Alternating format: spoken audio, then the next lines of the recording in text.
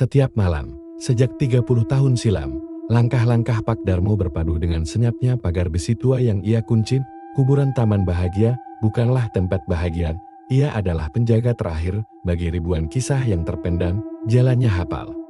Dari nisan yang miring hingga pohon beringin yang akarnya menjerat bumi seperti tangan-tangan tak terlihat. Malam itu, angin berbisik lebih pilu. Saat lampu senternya menyapu area kolam lama yang sudah kering, ia melihatnya. Seorang perempuan berdiri di tepi kolam, membelakangi, mengenakan kebaya lusuh berwarna biru tua yang basah kuyup. Meneteskan air ke tanah gersan, rambutnya yang panjang dan hitam menjuntai, meneteskan genangan kecil. Pak Darmo membeku. Bukan pertama kalinya, ia melihat penghuni. Tapi yang satu ini berbeda, ada kesedihan yang terasa berat, bukan amarah. Perempuan itu tidak menghilang, hanya menunduk, memandangi kolam kosong. Hari sudah larut, Nona. Suara Pak Darmo serak, lebih berani dari yang ia kira. Perempuan itu perlahan menoleh, wajahnya pucat, tetapi tidak menyeramkan. Mata besar nan sayu memandangnya. Bibirnya bergerak, tapi suara yang keluar seperti gema dari dalam air. Di mana anakku? Pak Darmo menggeleng, hati berdesir. Tidak ada anak di sini. Nona, ini kuburan.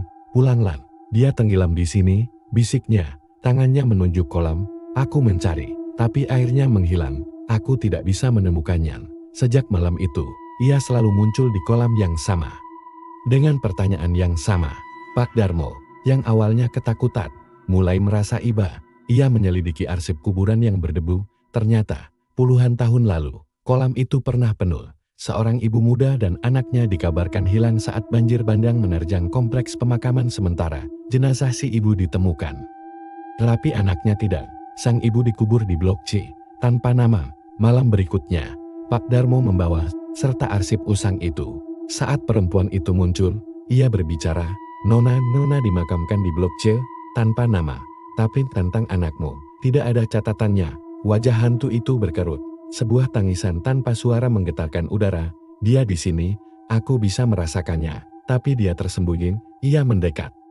Dan untuk pertama kalinya, Pak Darmo merasakan hawa dingin yang menusuk tulang. Bantu aku, desisnya. Buka matamu.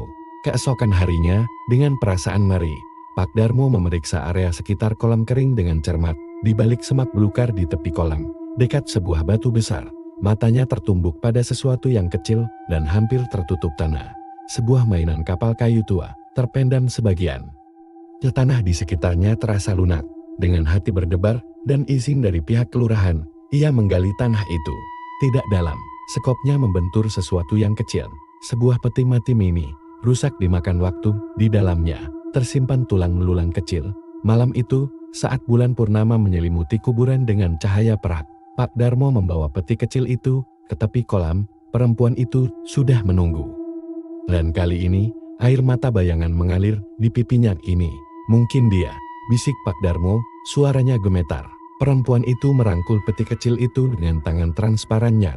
Wajahnya berubah dari duka menjadi kedamaian yang tak terhingga. Terima kasih, penjaga, bisiknya. Suaranya jernih dan hangat, seperti bel. Lalu, sesuatu yang ajaib terjadi. Kolam kering itu perlahan-lahan terisi air. Jernih dan memantulkan cahaya bulan.